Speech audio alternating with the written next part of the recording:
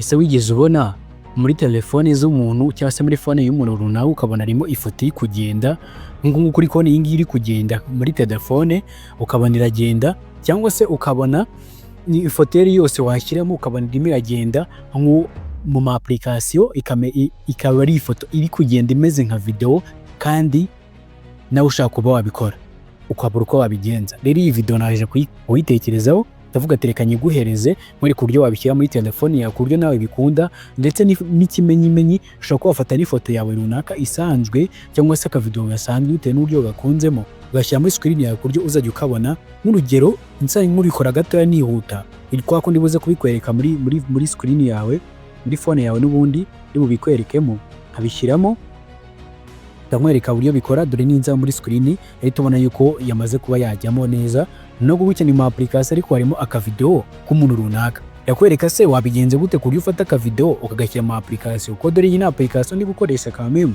kugira ngo uri kubibona. N'ikimenyeme ndamutse nanafunze ashyiramo urufunguzo ko akundira niko ikirimo, kandi dore nagize ahandi ho gushyiramo password ngira ngo uri kubibona, nazemo password ngira ngo uri kubibona. Noneho ese wabutekereza ese byabikorwa gute ibi bintu ibyo ngiye kukwereka. Ugafata live wallpaper ndetse iyo usacinze yose akaba yajyamo, nimba ari ifoto ya Yesu ikajyamo akure batangiye video uri kubireba ikajyamo rwose. Niba ari ifoto y'intare, niba ari ifoto y'umukobwa runaka, niba ari ifoto umba yeriyo yose uhawe ikaze. Reka rero nkwereke how it works, ese ibindi bintu bikorwa bite.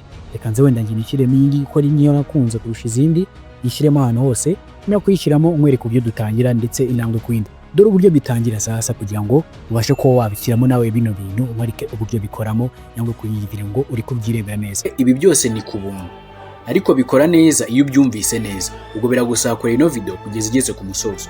Iyi ngiyi ni YouTube channel yanjye Prophet 250, akayibategurira ibiganiro byose by'ikoranabuhanga. Nagusaba ko wakora subscribe wowe mushyashya, wowe usanzwe ugakora subscribe ugakanda like kuno video, kandi nkamukunda kwa mudukurikira. Kandi Imana umugisha mwe mukanda like, namwe musige comment ya video y'ubutaha twazabakoreraho. Nabashimiye cyane. Gusa wibuke kureba muri comment harimo hejuru harimo akalinki ka group ya WhatsApp gasa ubururu, uragakanda kugira ngo ujye muri group ya WhatsApp ukinjiremo ujye ubona ikiganiro mu bambere. Ubwo ukanda kunzogera kugira ngo tubiziye kugezaho video mu bambere. Nagushimiye cyane. Ese uriteguye? Are you ready? Let's go. Reka dutangire. Kora subscribe ukanda like kuri video izajya n'ibindi bitanu byose by'ubi. Please niba yo gukanda like kuri video.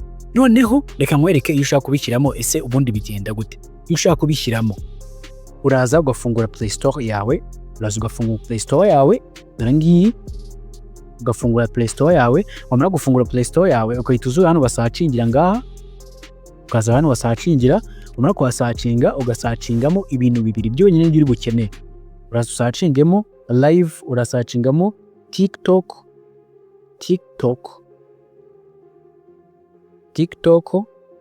live wallpaper. Urasacingamo TikTok live wallpaper. Naka application kadapima na megabyte, naka application gato cyane gataremereye. Uraza ucungane naka application gafite akantu kasanga kameze gutya, nikuzuga kutungaho. Wamara ugacungaho ukagaza ukahita ukanda kuri open iruka downloading. Numara ukadownloadinga bisobanuye ko ugomba kuba muri phone yawe ufitemo ya application ya TikTok. Ugura niba utayifitemo uraza gusacinga TikTok yonyine bisanzwe. TikTok uraza usacinga TikTok nayo yidownloadinge. Mura kuyidownloadinga urebe neza ko TikTok iyi ngiyi nyirizina atampana TikTok Lite. TikTok Lite yegara ka application gatako sinzi niba bihorza neza, wenda nakushaka kuba kagerageza nta kibazo. Hanyuma ukahita ugaruka kuri ka application ukagafungura. Umaze ugafungura rero dore ukuntu bigenda. Ukigafungura byo ubwabyo uhituza hano gutya ngaha, ukahita ukagafungura ugakanda kuri open, no ukanda kuri open. Ukanda kuri open ukahita uza ugakanda handitse ngo find, ukahita uza nyine hano kuri find no uhita ukanda, sibyo? Sorry gatoya.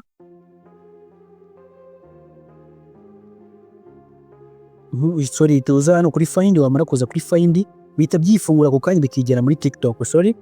Hanyuma ukahita byizana muri TikTok, ukahita uza ugashyiramo ifoto yose yari yose ushaka, ukayisacinga. Niba ari ya Yesu ukayisacinga, niba ari y'intare dore gutya, niba ari nk'iy'amazi ukayishyiramo. Dore tuvuga niba ari nk'iy'amazi akaba yo nshaka kuba nashyiramo. Niba ari yo nshatse kuba nashyiramo ubwo ndahita nzanye kandeho gutya, bituzuga kanda no kuri kano kantu kamitseho kameze nka share. Aka kantu ni kwita ukandaho kugushare.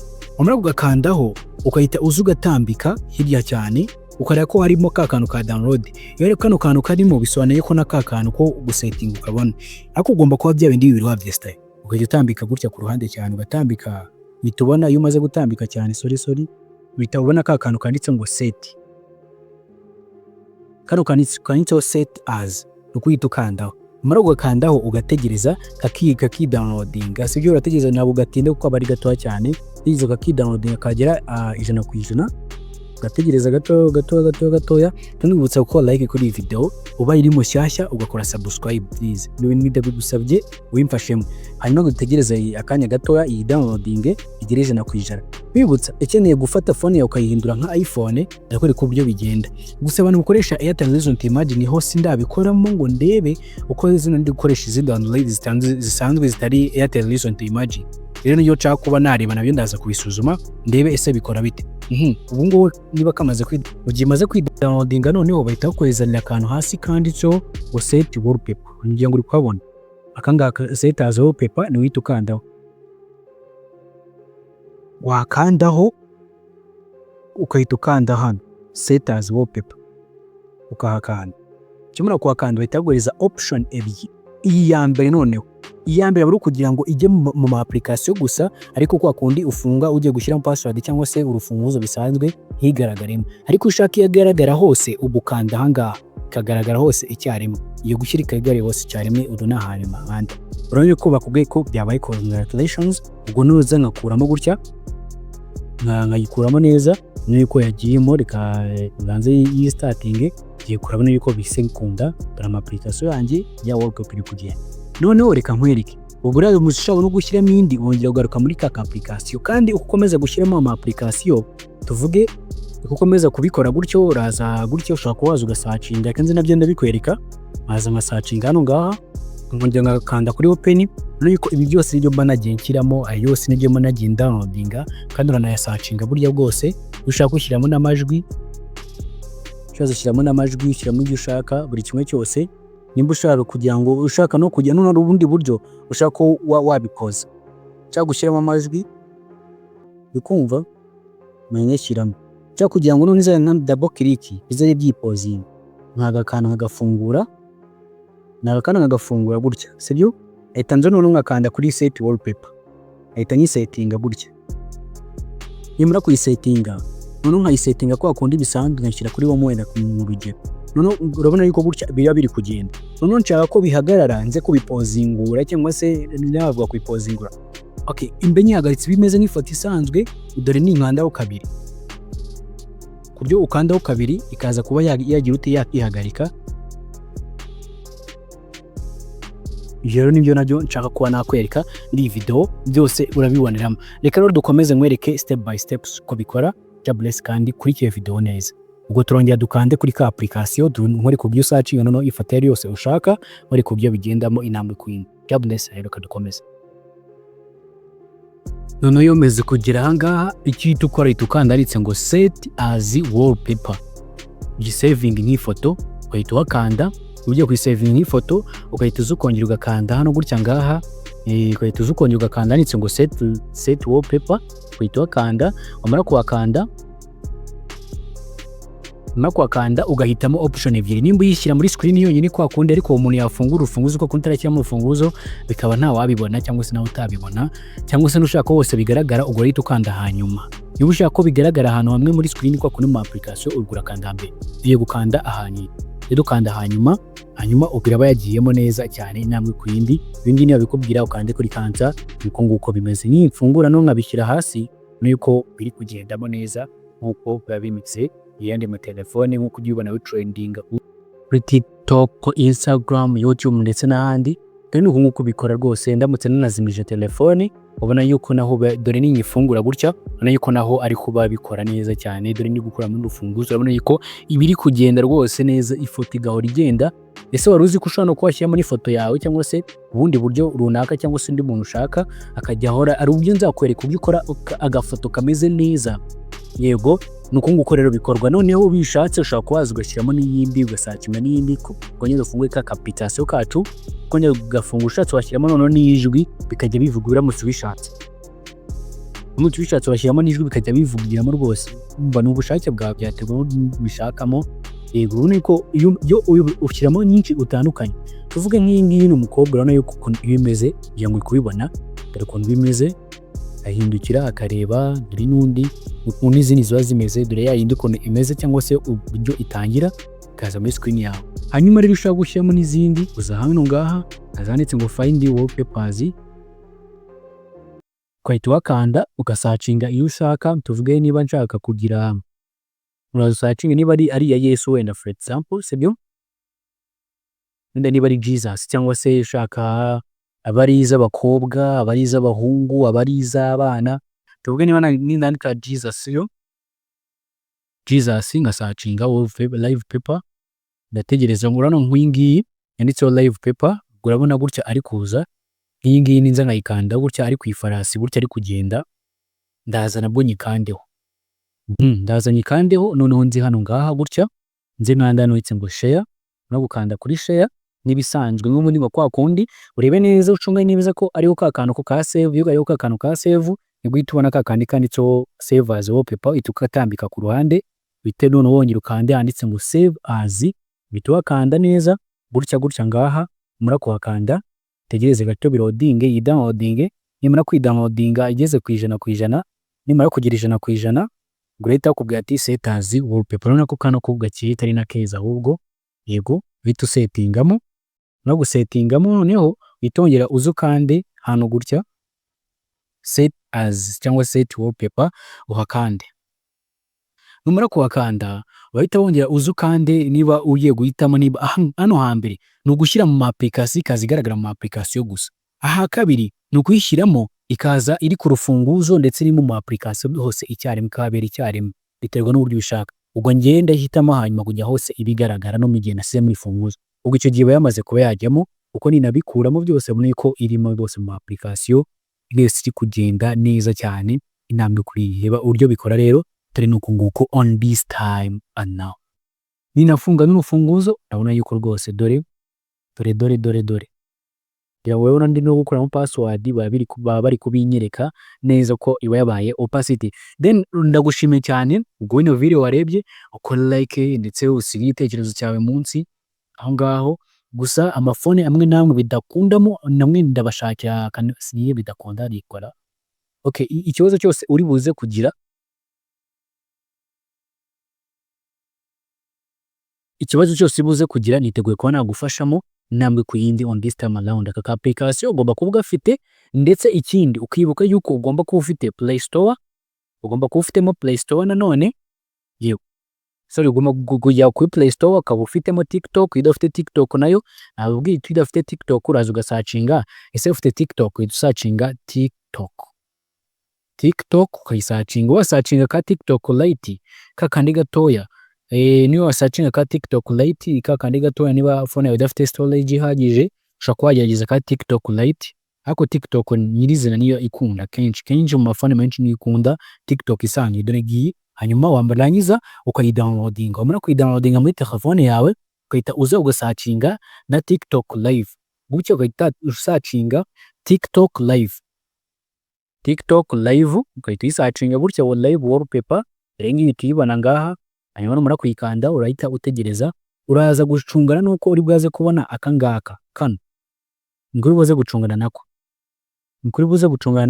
Muri ugakanda utegereze gafunguke, hanyuma uze ukande hano agafunguke nka kwa kundi nyine nakwerekaga uko byatangiye. Hanyuma ukahita uza ugakanda uhita uza ugakanda ndetse ngo open TikTok to set wallpaper. Hanyuma ukahita uyikandaho.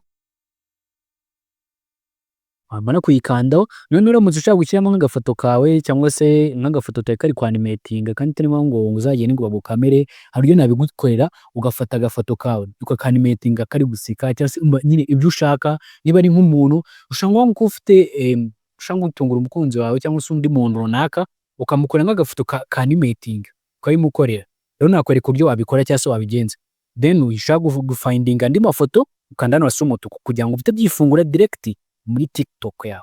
Hanyuma ujya muri TikTok yawe ko wasacinga ibyo ushaka, usacingamo ibyo byose ushaka, nimba ari girls, nimba ari boys, nyine bite, nimba ari umujyi, niba ari inyanja, bikimwe cyose fuge no ku bantu. Okay, tuvuge tu live wallpaper girls, niba ari girls turebe wenda izo baduhereza, for example turebe izo baduhereza.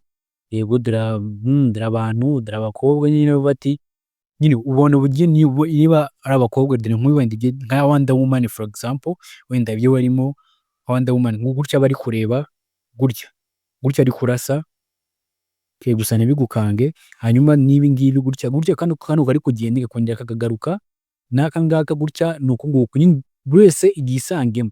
Nimba ari boys ndetse niba mukunda bimwe by'amadiventi ushyiramo ibintu byose ushaka.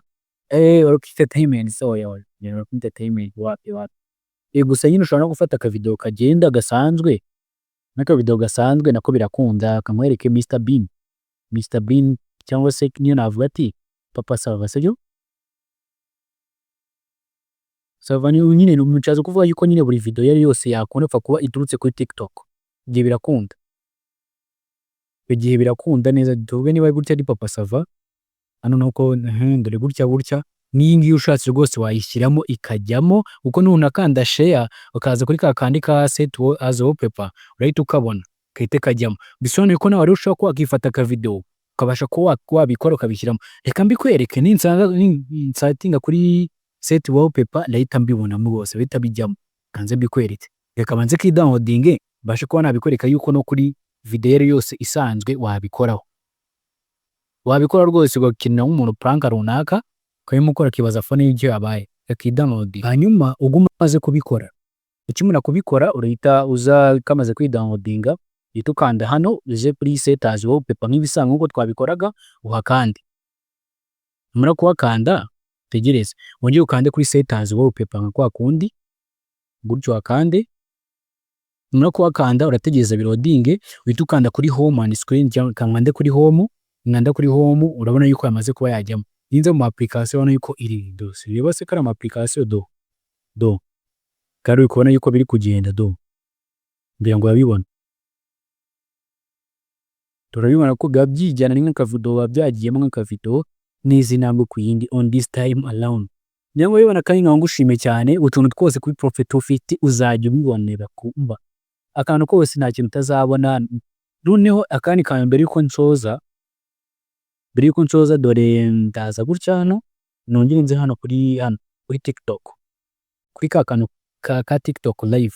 None nushaka gushyira muri koma sound nabwo wabishyiramo, ushaka kugira ngo bijye bivuga nabyo wabikora. Hanyuma uze hano kuri TikTok, yujemo hano rero ibyo wakoze byose ubishyiramo, ugahindagura uko ubishaka, ukongera ugashyiramo uko ubishaka. Niba utongeye gusubira kuri TikTok, niba arizo washimye ukongera ukisubizamo kwa kundi intambwe ku yindi. Niba nshaka gusubizamo asubizamo nk'iyi ngiyi, leta nza nongeye nkande kuri set as wallpaper, nongeye mbikore nka kwa kundi nkire kuri home. Yego nka kwa kundi nuko nguko bikorwa intambwe ku yindi. Rero ntubibagirwe gukora like kuri iyi video ndetse ja bless bwa buri kimwe.